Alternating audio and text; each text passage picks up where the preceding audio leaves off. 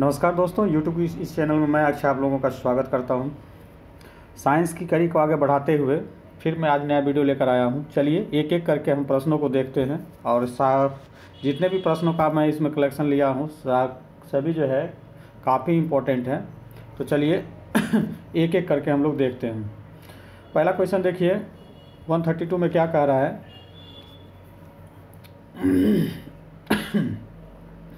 तना काटकर आमतौर पर किसका प्रवर्धन, देखिए तना काटकर, जैसे कोई पौधा है उसका तना काटकर आमतौर पर किसका प्रवर्धन के लिए प्रयोग में लाया जाता है। तो ये गन्ना होता है, गन्ना का तना काट के फिर उसे लगा दिया जाता है तो पुनः गन्ना का उत्पादन हो जाता है। ठीक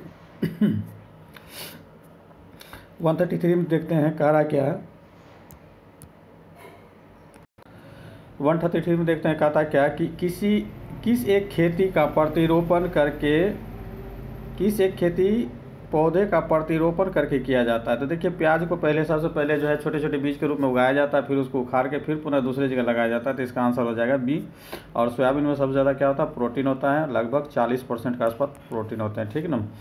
और मक्का जो है किसका स्रोत है, कार्बोहाइड्रेट का स्रोत है। किसका है, मक्का जो है कार्बोहाइड्रेट का स्रोत है।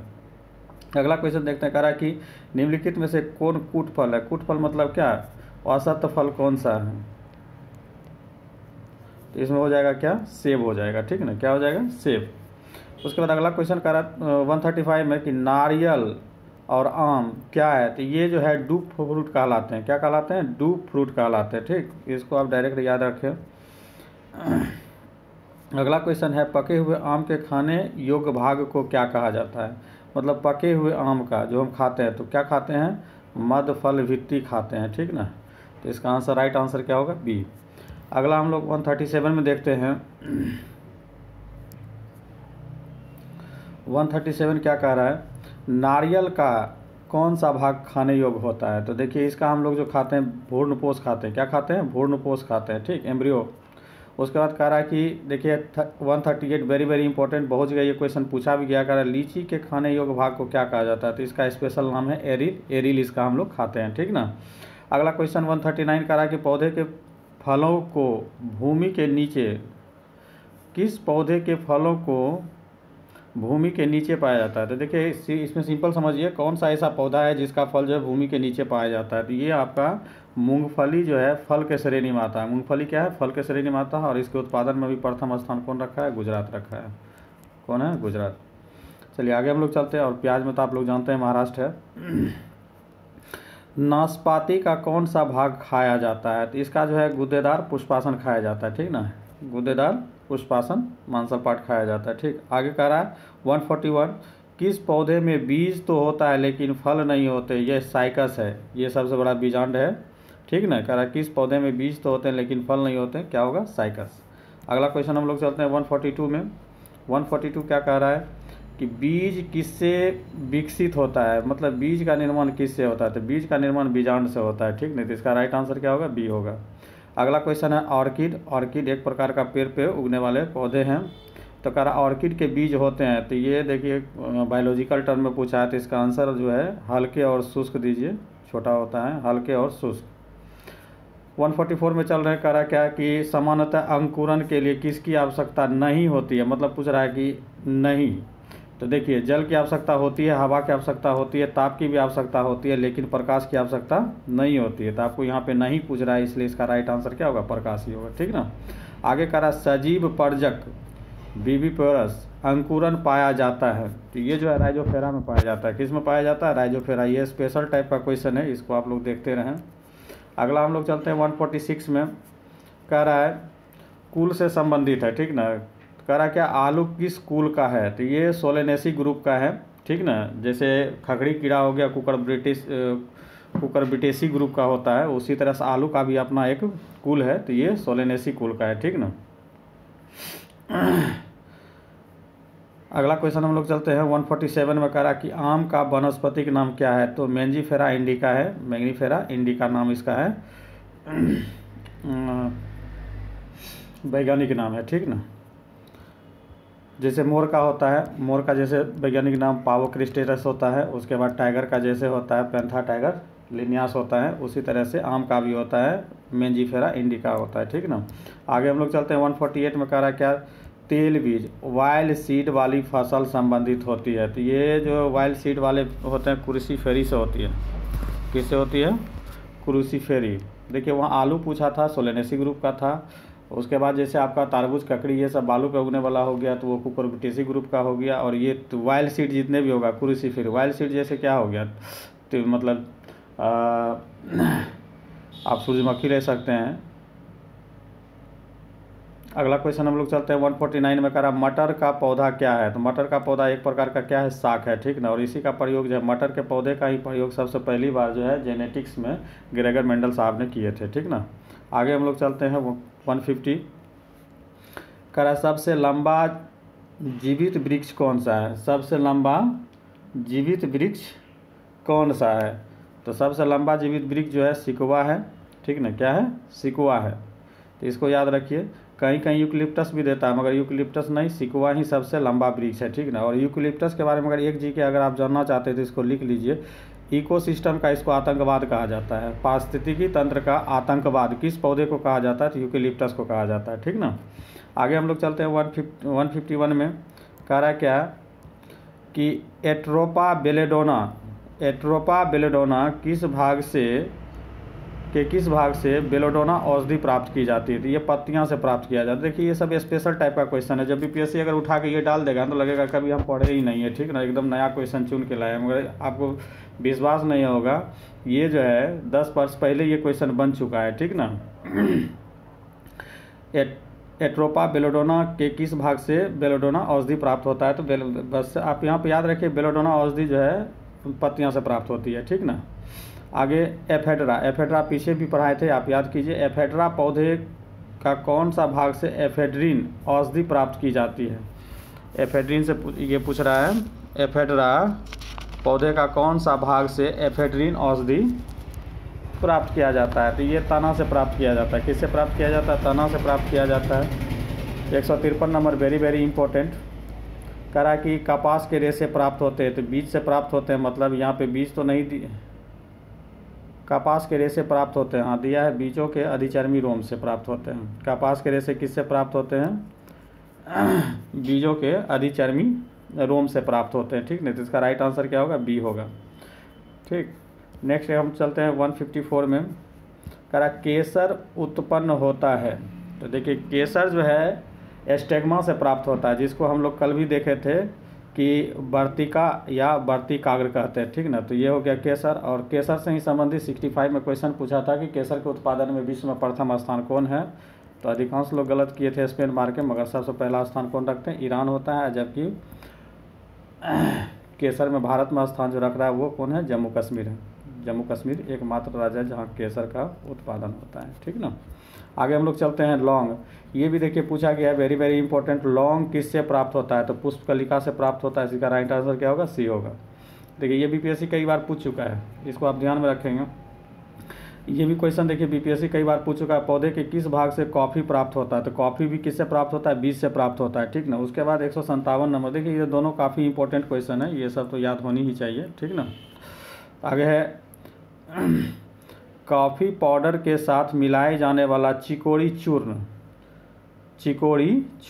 किससे प्राप्त होता है? तो ये जड़ से प्राप्त होता है, कॉफ़ी के जड़ से प्राप्त किया जाता है, ठीक ना। देखिए 158 नंबर वेरी वेरी इंपॉर्टेंट करा कुनेन जो है ये मलेरिया में यूज होता है। कुनेन किस में यूज होता है? मलेरिया में। और किससे प्राप्त होता है? सिनकोना के वृक्ष से प्राप्त होता है, ठीक ना। आगे हम लोग चलते हैं 159 क्या कह रहा है कि कौन सा एक मानव निर्मित धान्य है, मतलब मानव के द्वारा आर्टिफिशियली बनाया गया था, उसका नाम दिया गया था क्या? ट्रिटिकेल दिया था, ट्रिटिकेल। आगे है तंबाकू की पत्तियों में क्या होती है? तो तंबाकू में क्या होता है वही उसकी पत्ती में भी होगी, तो क्या होगी? निकोटीन होगी। क्या होगी? निकोटीन। जबकि चाय में क्या होता है? थीन होता है। चाय में क्या होता है? थीन होता है। कॉफ़ी में क्या होता है? कैफीन होता है। कॉफ़ी में क्या होता है? कैफीन। अगला हम लोग चलते हैं करा किस वनस्पति खाद्य में अधिकतम प्रोटीन होते हैं? अभी तुरंत हम बताए थे कि सोयाबीन में कितने होते हैं? 40% होते हैं, जो सबसे अधिक है। इसका राइट आंसर क्या होगा? सी। आगे हम लोग चलते हैं 162 में। 162 क्या कह रहा है कि निम्नलिखित रेशों में, देखिए रेशा फाइबर पूछ रहा है, निम्नलिखित रेशों में से कौन पौधे के तने के उत्पाद नहीं है? पौधे के तने का उत्पाद नहीं है, मतलब किसको तना से प्राप्त नहीं किया जाता है। तो अभी तुरंत बताए थे कपास को किससे प्राप्त किया जाता है, बीज से प्राप्त किया जाता है। बाकी देखिए सन हो गया, पटसन हो गया, जूट हो गया, ये तीनों का तीनों किससे है, तना से। तो इसको भी आप याद रखें, एक जगह आपको क्वेश्चन मिल गया तो निश्चित रूप से याद करना बनता है। सन, पटसन, जूट, ये हम लोग के क्या कहते हैं पूर्वोत्तर बिहार में सबसे ज़्यादा होता है पटसन जूट, और कंट्री लेवल पर देखें तो सबसे ज़्यादा जो है बांग्लादेश, ठीक ना। अगला क्वेश्चन हम लोग देखते हैं सिनकोना। देखिए अभी तुरंत कुनेन किससे प्राप्त हुआ था, सिनकोना से। अब हो गया सिनकोना की छाल से प्राप्त होने वाली औषधि मलेरिया के उपचार के लिए प्रयुक्त किया जाता है। तभी तुरंत हम बताए थे कि कुनेन का प्रयोग किस में किया जाता है, मलेरिया में। सिनकोना का छाल का भी पूछेगा तो मलेरिया में। करा जिस कृत्रिम औषधि ने इस प्राकृतिक उत्पाद को प्रतिस्थापित किया है वह कौन सा है।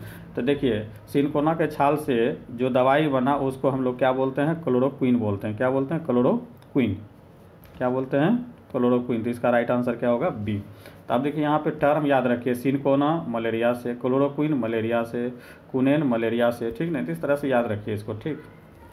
आगे हम लोग चलते हैं। करा निम्नलिखित में से कौन सी फसल मिट्टी को नाइट्रोजन भरपूर देती थी। जितने भी दलहनी पौधे होते हैं सभी नाइट्रोजन देते हैं। तो इसमें देख लीजिए दलहनी पौधे कौन से हैं, तो इसमें मटर है, इसलिए राइट आंसर क्या होगा, मटर होगा।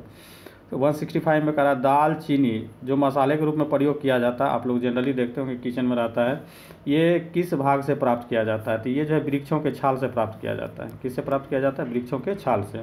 अगला क्वेश्चन है प्रोटीन का सबसे अधिक स्रोत कहाँ पाया जाता है। तो प्रोटीन अभी तुरंत बताए थे, प्रोटीन का स्रोत सबसे ज़्यादा कहाँ पाया जाता है, सोयाबीन से। मगर प्रोटीन से अब जो रिलेटेड क्वेश्चन पूछा जा रहा है वो याद कर लीजिए। प्रोटीन की कमी से होने वाले दो रोग, एक मरासमस होता है, एक क्वाशियोरकर होता है। दोनों को नोट कर ले। प्रोटीन की कमी से होने वाले दो रोग, मरासमस और क्वाशियोरकर, इसको नोट कर ले। अगला क्वेश्चन हम लोग चलते हैं 167 का रहा तारपीन का तेल किससे प्राप्त होता है। तो चीड़ के पौधे से प्राप्त होता है। किससे होता है, तारपीन के तेल जो है किससे प्राप्त होते हैं, चीड़ के पेड़ से प्राप्त होते हैं। फिर आ गया क्वेश्चन सामान्य प्रयोग में आने वाले मसाला लौंग किससे प्राप्त होता है। तो ये पुष्पकली से प्राप्त होता है। तो इसका राइट आंसर होगा फूल की कली, ठीक ना। हशीश, देखिए ये यूनिक क्वेश्चन है, हशीश पौधे के किस भाग से प्राप्त की जाती है। तो इसको आप याद रखेंगे 169 को। हशीश पौधे के किस भाग से प्राप्त होती है, तो तने तथा नर पुष्प करके निस्राव से प्राप्त होता है। तो इसका राइट आंसर क्या होगा, डी होगा, ठीक। आगे क्वेश्चन है अफीम पौधे के किस भाग से प्राप्त किया जाता है। तो ये पोस्ता से प्राप्त किया जाता है, फूल के पोस्ता से। तो इसका राइट आंसर क्या होगा, डी। आगे हम लोग चलते हैं 171 क्या कह रहा है देखते हैं। कह रहा कि भूमि में पौधे के जड़ों के लिए उपलब्ध जल होता है। तो जब पेड़ जो है नीचे से जल को लेता है तो ये कैपिलरी रिएक्शन के द्वारा लिया जाता है, जो कि जिसे हम लोग केशिका जल कहते हैं। केशिका जल के द्वारा जब पौधे नीचे जमीन से जल को सिंचित करता है और पूरे वृक्ष के संपूर्ण भाग में संचरण करता है। अगला क्वेश्चन है 172 नंबर, वेरी वेरी इंपॉर्टेंट, ये कभी भी क्वेश्चन देखने के लिए मिल सकता है। करा वाष्पोत्सर्जन मापी यंत्र, मतलब पेड़ पौधा जो पत्तियों से वाष्पोत्सर्जन करती है उसको किससे मापा जाता है। तो उसको पोटेंशियोमीटर से किया जाता है, मगर यहाँ पोटोमीटर लिख दिया है, इसको देख लीजिएगा। पोटेंशियोमीटर से किया जाता है। तो यहाँ पे हमें लग रहा है कि पोटोमीटर ही उस सेंस में आंसर दिया होगा। तो इसका राइट आंसर क्या होगा, सी होगा। अगला क्वेश्चन है कि पौधे में वाष्पोत्सर्जन मतलब वाष्पीकरण की जो क्रिया होती है किस में होती है। तो पत्ती के देखिए उसी में स्टिग्मा होता है, उसी से वाष्पोत्सर्जन होता है, ठीक ना। तो इसका जो है वाष्पीकरण की क्रिया जो होगी कहाँ होगी, पत्ती में होगी। कहाँ होगी, पत्ती में। अगला 174 करा कि वह दशा जिसमें वाष्पीकरण अधिक तेजी से होगा। तो देखिए उसके लिए है कि एकदम लो जो है ह्यूमिडिटी होनी चाहिए और हाई टेम्परेचर होनी चाहिए, मतलब निम्न नमी के साथ ह्यूमिडिटी बोले, निम्न नमी के साथ उच्च तापमान होनी चाहिए। तो उसमें क्या होगा, वाष्पोत्सर्जन सबसे अधिक होगी, ठीक ना। अगला क्वेश्चन 175 में कह रहा है क्या, प्रकाश संश्लेषण की क्रिया में ऑक्सीजन कहाँ से प्राप्त होता है? देखिए अभी तुरंत बताए थे कि पेड़ पौधे जो है नीचे से जल को ग्रहण करते हैं, यही जल से क्या करता है, वह ऑक्सीजन को प्राप्त करता है। तो इसका राइट आंसर क्या होगा? बी होगा, जल। प्रकाश संश्लेषण की क्रिया में ऑक्सीजन कहाँ से प्राप्त करते हैं? तो जल से प्राप्त करते हैं। ठीक। अगला क्वेश्चन है, प्रकाश संश्लेषण की क्रिया कहाँ होती है? तो केवल दिन में होती है। दिन में प्रकाश संश्लेषण की क्रिया होती है, जबकि रात में श्वसन की क्रिया होती है। ठीक ना, इसका आंसर हो जाएगा डी।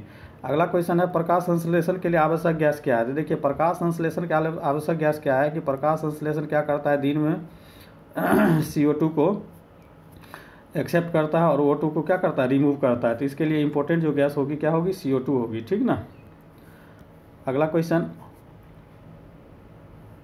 आपको प्रकाश संश्लेषण के बारे में थोड़ा और बता दें कि प्रकाश संश्लेषण में क्या होता है कि CO2 जो है H2O के साथ रिएक्शन करता है और रिएक्शन करने के बाद जो है C6H12O6 plus O2 plus H2O को फिर से निकालता है। ठीक ना। तो ये मेन प्रोडक्ट हो गया। इसको हम लोग जो है ग्लूकोज कहते हैं या स्टार्च कहते हैं या कार्बोहाइड्रेट कहते हैं, तीनों नाम से जाना जाता है। ये जो ग्लूकोज है ये इसका मेन प्रोडक्ट है। जबकि आप देखिएगा 66वीं BPSC में जो क्वेश्चन पूछा था कि प्रकाश संश्लेषण की क्रिया के दौरान बाय प्रोडक्ट कौन होते हैं, तो O2 को हम लोग बाय प्रोडक्ट मतलब सह उत्पाद बोलते हैं। ठीक ना। प्रोडक्ट कौन हुआ? ग्लूकोज। प्रोडक्ट कौन हुआ? ग्लूकोज। बाय प्रोडक्ट कौन हुआ? इंग्लिश वर्ड पे ध्यान दीजिएगा, प्रोडक्ट ग्लूकोज, बाय प्रोडक्ट कुछ भी लिखेगा, सह उत्पाद लिखे, उप उत्पाद लिखे, कुछ भी लिखे तो उसमें बाय प्रोडक्ट इंग्लिश आएगा। तो इस पर आप गौर करेंगे तो उसका आंसर जो होगा क्या? O2 लेगा। ठीक ना। और एक क्वेश्चन जो इसमें देखने के लिए मिला था, ये देखिए हो गया प्रकाश संश्लेषण हो गया, ये हो गया प्रकाश संश्लेषण की घटना होगी। अब श्वसन में क्या होता है थोड़ा सा उसको देख लेते हैं। श्वसन में क्या होता है कि C6H12O6 यही जो है ब्रेक होता है किस में? CO2 में प्लस H2O में। तो एक बार इसमें क्वेश्चन पूछा था प्रकाश संश्लेषण मतलब पौधे जो है प्रकाश संश्लेषण और श्वसन के दौरान कौन सा कॉमन प्रोडक्ट को रिड्यूस करती है? तो देखिए दोनों में देखिएगा तो कॉमन प्रोडक्ट कौन होता है? H2O होता है। तो इसका आंसर क्या लेगा? H2O। अगर श्वसन और प्रकाश संश्लेषण का कॉमन प्रोडक्ट जो रिड्यूस होती है, निकलती है, क्या इसको अगर पूछा जाए तो उसमें आपको जल मारना है। क्या मारना है? जल। आगे हम लोग चलते हैं। अगला क्वेश्चन है कि पौधे पेड़ का खाना तैयार करने की प्रक्रिया क्या कहलाती है? मतलब पेड़ पौधे जो खाना बनाते हैं उसे क्या कहते हैं? तो प्रकाश संश्लेषण कहते हैं और उसे इंग्लिश में फोटोसिंथेसिस बोलते हैं। ठीक है ना। तो इसका आंसर क्या हो जाएगा? डी हो जाएगा। क्या हो जाएगा? डी। अगला क्वेश्चन है क्लोरोफिल। तो क्लोरोफिल क्या होते हैं? पत्तियां में पाए जाते हैं। में कौन धातु आयन पाया जाता है? वेरी वेरी इंपॉर्टेंट, बहुत बार क्वेश्चन ये पूछा गया है और आगे भी आने की संभावना बहुत ज़्यादा है। ठीक ना। तो इसमें मैग्नीशियम पाया जाता है। क्या पाया जाता है? मैग्नीशियम पाया जाता है। ठीक ना। आगे हम लोग चलते हैं 180 नंबर पे। सर्वाधिक प्रकाश संश्लेषी क्रियाकलाप कहाँ होता है? तो देखिए सर्वाधिक प्रकाश संश्लेषी क्रियाकलाप जो होते हैं रेड में होते हैं। किस में होते हैं? रेड में है। इससे ऑप्शन देखेंगे तो और कहीं रेड नहीं है, इसलिए इसका राइट आंसर क्या लेगा? ए लेगा। ठीक ना। सबसे ज़्यादा प्रकाश संश्लेषण की क्रिया एक्टिव जो होती है लाल में होती है। अगला क्वेश्चन है, प्रकाश संश्लेषण के दौरान पैदा होने वाले ऑक्सीजन का स्रोत क्या होता है? तो अभी तुरंत बताएं कि ऑक्सीजन जब भी लेगा तो वह जल से लेगा। किससे लेगा? जल से। और जल कहाँ से? जमीन से। ठीक ना। तो यह आंसर हो जाएगा क्या? ए नंबर। प्रकाश संश्लेषण के दौरान पौधे जो ऑक्सीजन ग्रहण करते हैं वह कहाँ से लेते हैं? जल से लेते हैं। तो आज की वीडियो में इतना ही दोस्तों, फिर मिलते हैं। तब तक के लिए जय हिंद, जय भारत।